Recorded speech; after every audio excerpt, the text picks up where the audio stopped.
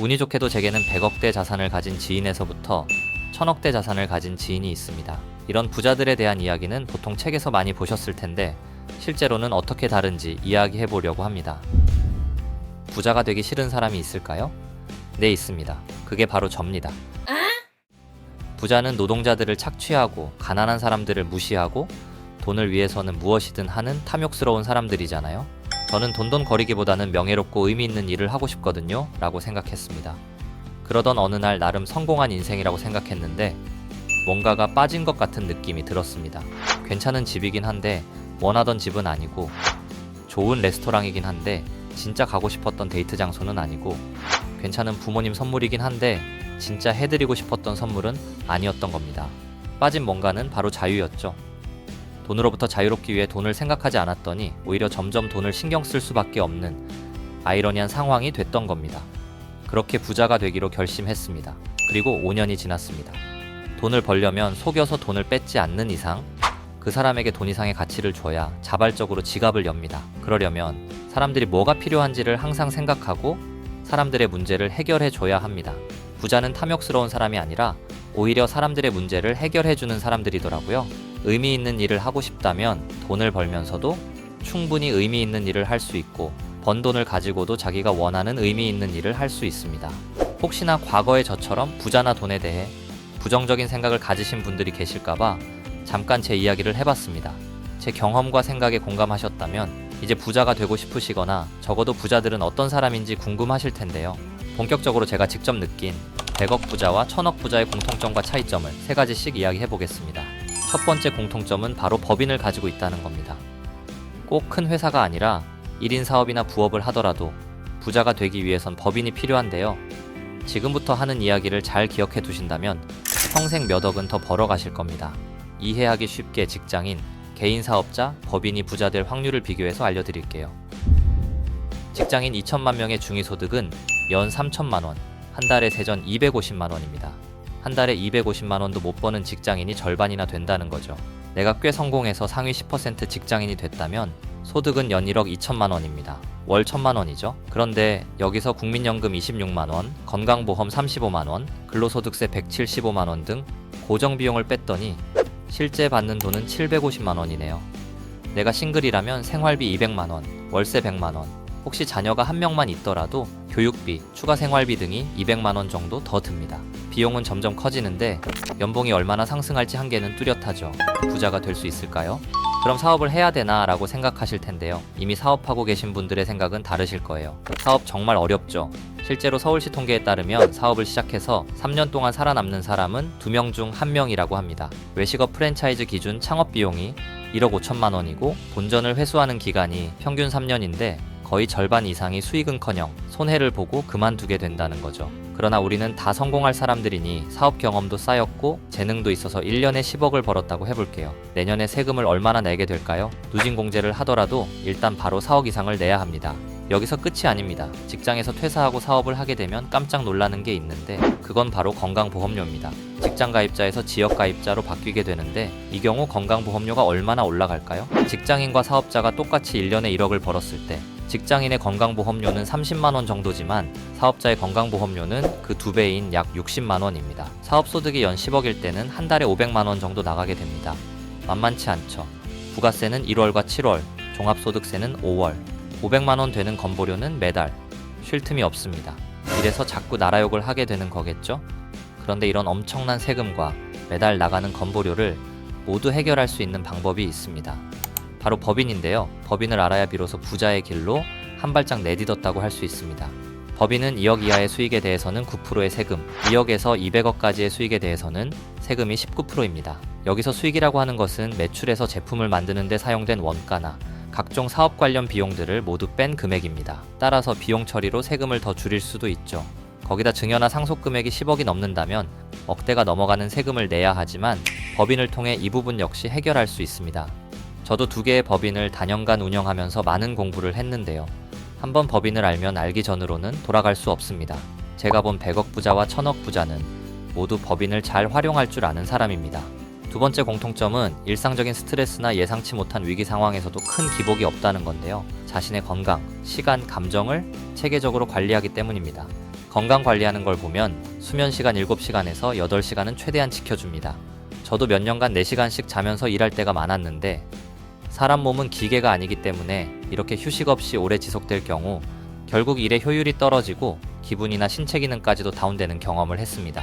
실제 미국 스탠포드 대학의 연구 결과에 따르면 수면 부족은 인지장애를 유발하는 물질을 증가시키고 기억력이 감퇴될 뿐만 아니라 비만, 당뇨, 우울증까지 이어지는 것으로 조사됐습니다. 잠을 적게 자고 일을 하는 것이 장기적으로 봤을 때는 오히려 큰 손해였던 거죠. 과거 저는 잠을 많이 자는 것을 시간 낭비라고까지 생각했어요.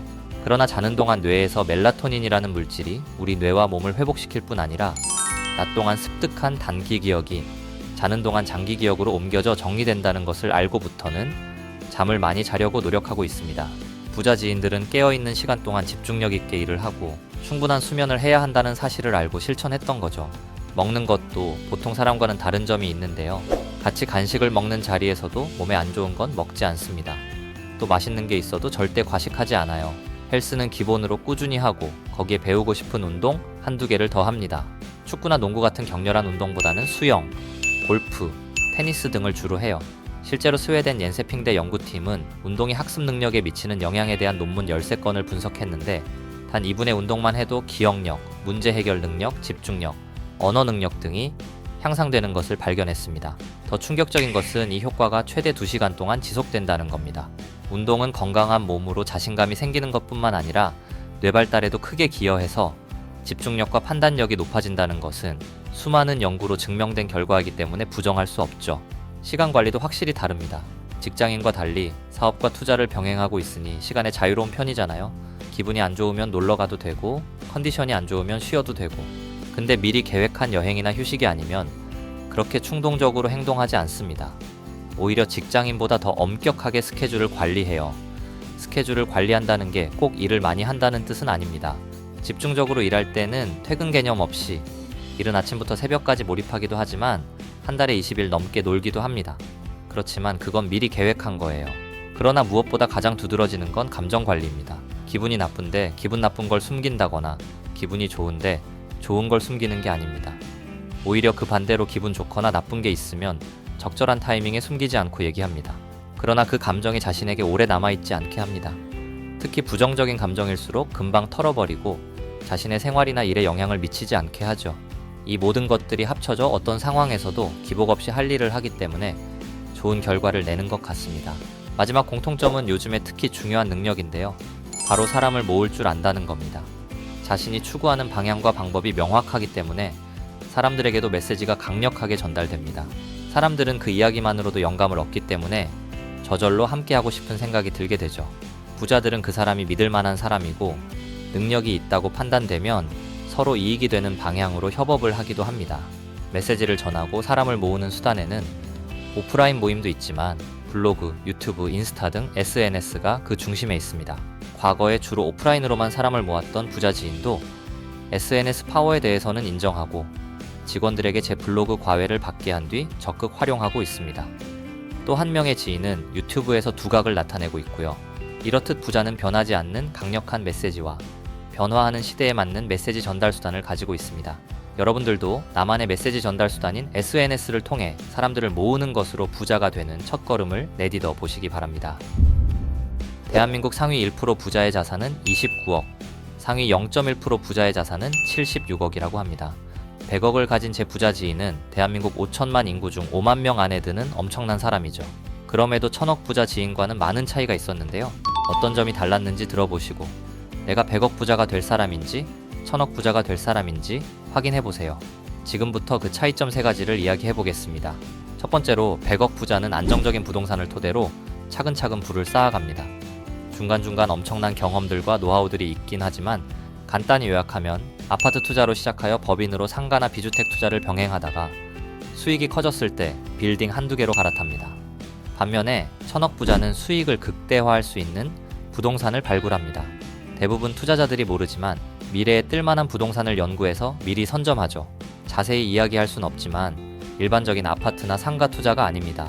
극초기에 시작하는 만큼 모르는 사람이 보기에는 굉장히 리스크가 커 보이지만 알고 보면 각종 부동산 정책들을 고려할 뿐만 아니라 만원 단위의 세후 수익까지 보수적으로 검토하고 들어갈 만큼 치밀해요. 두 번째로 사업을 운영하는 방식에서도 차이가 있는데요. 100억 부자는 최소한의 인력을 고용하고 기본적인 업무 위주로 일을 맡깁니다. 중요한 일 거의 대부분은 본인이 하고 나머지 시간이 많이 드는 업무는 직원에게 맡깁니다. 그 자체가 시스템화되어 잘 돌아가지만 더 이상 규모를 키우진 않습니다. 1000억 부자도 직원 수가 생각보다 많지 않지만 기본적인 업무와 함께 고난도 업무도 조금씩 학습하면서 처리하게 합니다. 업무 강도는 꽤 강하지만 연봉 1억이 넘는 수준이고 직원이 업무에 도움되는 것을 배운다고 하면 돈이 얼마가 됐든 적극적으로 지원해줍니다. 업무하면서 배우는 것들도 돈으로 환산하기 힘든 지식들이 많아요. 이런 성장 가능성과 금전적인 보상이 직원들이 더 열심히 일할 수 있게 만들고 자연스럽게 회사의 성장까지도 이어지는 것을 봤습니다. 마지막으로 인상 깊었던 것은 일에 대한 태도였는데요. 앞에서 공통점 중 하나로 기복이 없다고 말씀드렸었죠. 100억 부자 지인이 대단한 것은 가끔 마음이나 상황이 힘들 때도 하는 일에 대해 슬럼프가 왔을 때도 절대 멈추지 않고 뚜벅뚜벅 할 일을 해나가는 것이었습니다.